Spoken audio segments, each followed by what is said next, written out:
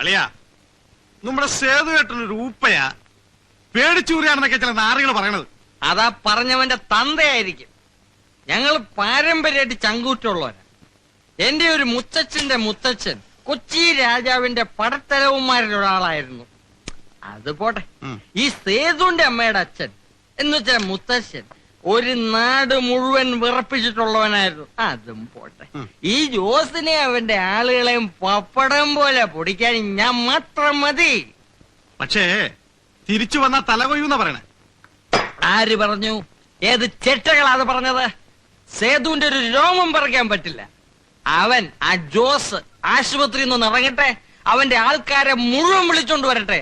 ഇവിടെ ഒരു ലോഡ് ശവം വീഴും. എത്ര? 2